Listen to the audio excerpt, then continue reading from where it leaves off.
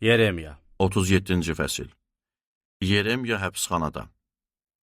Babil padşahı Navuxodonosorun Yahudaya təyin elədiyi Yoşiya oğlu Sirqiya, Yehoyaqim oğlu Yehoyakinin yerinə padşah oldu. Ancaq Yeremiya peyğəmbər vasitəsilə Rəbbin söylədiyi sözlərə nə padşah Sirqiya, nə onun əyanları, nə də ölkə xalqı qulaq asdı.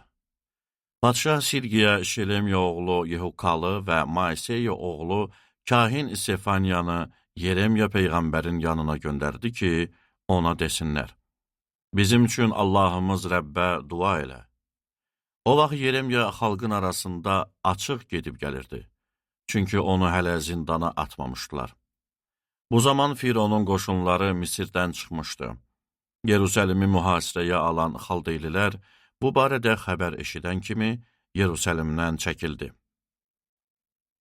O vaxt Yeremiya peyğəmbərə Rəbbin bu sözü nazil oldu. İsrailin Allahı Rəbb belə deyir: məndən soruşmaq üçün sizi yanıma göndərən Yahuda padşahına söyləyin ki, sizə kömək eləməyə çıxan Fironun ordusu öz ölkəsinə, Misirə qayıdacaq. Xaldeylilər yenə gəlib bu şəhərə hücum eləyəcək və onu ələ keçirib yandıracaq. Rəbb belə deyir: xaldeylilər mütləq geri çəkiləcək deyib özünüzü aldatmayın. Çünki onlar geri çəkilməyəcək. Əgər sizə hücum eləyən bütün xaldey ordusunu məğlub eləsəz və onların arasında yalnız yaralı adamlar qalsa belə, yenə hər biri öz çadırından qalxıb bu şəhəri yandıracaq. Firon ordusunun üzündən xaldey ordusu Yerusəlimdən çəkilən zaman Yeremiya Binyamin torpağına getmək üçün Yerusəlimdən yola düşdü. Oradakı xalq arasında öz irs payını almaq istəyirdi. Binyamin darvazasına çatanda keşikçilərin başçısı Xananya oğlu Şelemiya oğlu İriyanı orada gördü. İriya, sən xaldeylilərin tərəfinə keçirsən deyərək onu tutdu.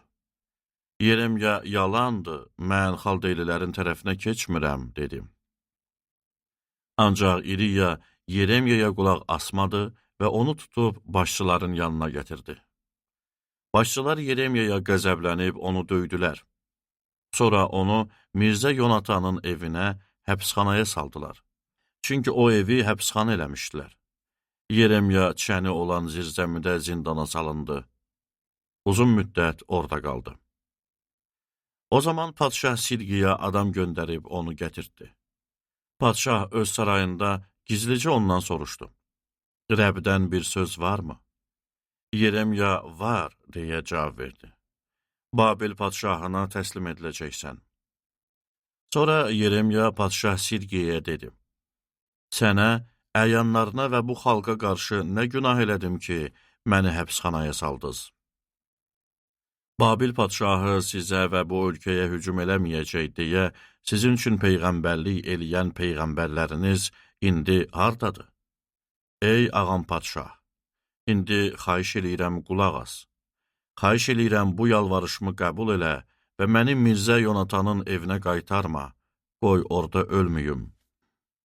Padşah Sirqiya əmr elədi və Yeremiyanı keşikçilər həyətində saxladılar.